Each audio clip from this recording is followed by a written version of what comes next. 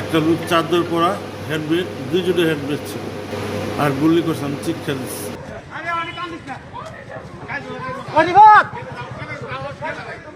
কান্দা করেন না, কান্দা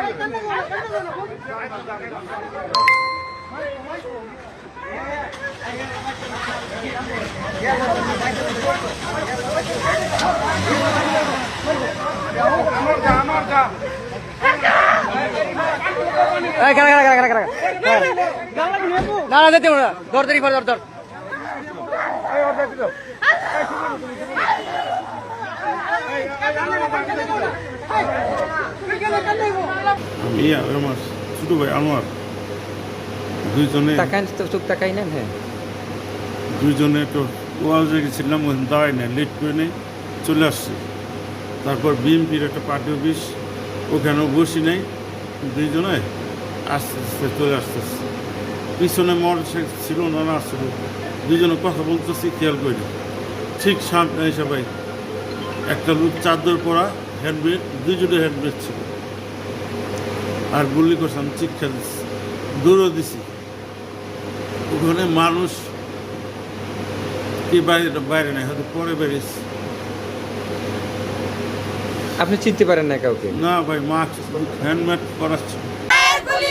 হাসান ভাইয়ের কিছু হলে চলবে আগুন করে করে। হাসান ভাইয়ের কিছু হলে প্রতীক পাওয়া হয়েছে। আজকে আমাদের নেতা আনুষ্ঠানিকভাবে এটি ঘোষণা দিয়েছে। আজকে আমাদের এই হরজতপুর ইউনিয়নে এই হাসান ভাইকে গুলি করেছে। মূলত উদ্দেশ্য একটা, নির্বাচন বানচাল হবে। তবে একটা কথাই বলতে চাই, আমরা এই হরজতপুরের ইউনিয়নের জনগণ, সারা কেরানীগঞ্জের জনগণ ঐক্যবদ্ধতা আছি। যত রকমের ষড়যন্ত্র হোক তাতে উপলব্ধ করে আমরা নির্বাচনে আগামী 12 তারিখে আলহাজ আমানুল্লাহ আমানকে বিপুল ভোটে নির্বাচিত করব ইনশাআল্লাহ। দুইজন মোটরসাইকেল চালক সহ দুইজন আরোহী, তারা হেলমেট পরিহিত অবস্থায় ছিল। এখানে একটা শুটিং ইনসিডেন্টের তথ্য পেয়ে আমরা এখানে এসেছি এবং প্রাথমিকভাবে আমরা শুটিং ইনসিডেন্টের সত্যতা পেয়েছি। কে বা কারা এই ঘটনাটা ঘটিয়েছে বা এই ঘটনার পিছনে মোটিভটা কি ছিল, এটা আমরা তদন্ত করে আমরা জানতে পারবো। প্রাথমিকভাবে আমরা যেটা জেনেছি সেটা নিয়ে আমরা কাজ করছি। কি ধরনের মানে গুলি করা হয়েছে?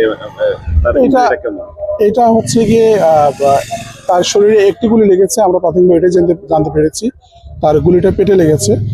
এখন পর্যন্ত উনি সুস্থ আছেন, হসপিটালে ভর্তি আছেন। আর কে বা কারা গুলি করেছে এটা আমরা এটার কাজ করছি, কাজ করার পর আমরা বলতে পারবো। আপনার পরিচয়টা? আমি অতিরিক্ত পুলিশ সুপার মোহাম্মদ জাহাঙ্গীর আলম, কেরানীগঞ্জ সার্কেলের দায়িত্বে আছি। 12 ফেব্রুয়ারি আলহাজ আমানুল্লাহ আমানের জনপ্রিয়তাকে, নির্বাচনকে বানচাল করার জন্য আমাদের হরজতপুর ইউনিয়নের একটা নিরীহ সাধারণ জনগণের প্রিয় মানুষ, সাধারণ সম্পাদক হাসান মোল্লাকে গুলিবিদ্ধ করেছে আমাদের নির্বাচনকে বানচাল করার জন্য। কিন্তু কোনো কিছুতেই আমাদের নির্বাচনকে বানচাল করতে পারবে না ইনশাল্লাহ। আমরা যদি এরকম হাজার হাজার কর্মীকে গুলিবিদ্ধ হতে হয়, আমরা ইনশাল্লাহ আসি। আর যতক্ষণ পর্যন্ত হাসান মোল্লার আমরা খুনিকে শনাক্ত করতে না পারবো, ততক্ষণ পর্যন্ত ইনশাল্লাহ আমরা সাধারণ জনগণ ঘরে ফিরব না। এবং ইনশাল্লাহ আলহাজ আমানুল্লাহ এবং তার সুযোগ্য সন্তান ব্যারিস্টার অমি সাধারণ জনগণকে নিয়ে হাসান মোল্লার পাশে আসেন। আর আমরা 12 তারিখে ইনশাল্লাহ বিপুল ভোটে জয়যুক্ত করে তারেক রহমানের হাতে তাকে উপহার দেব।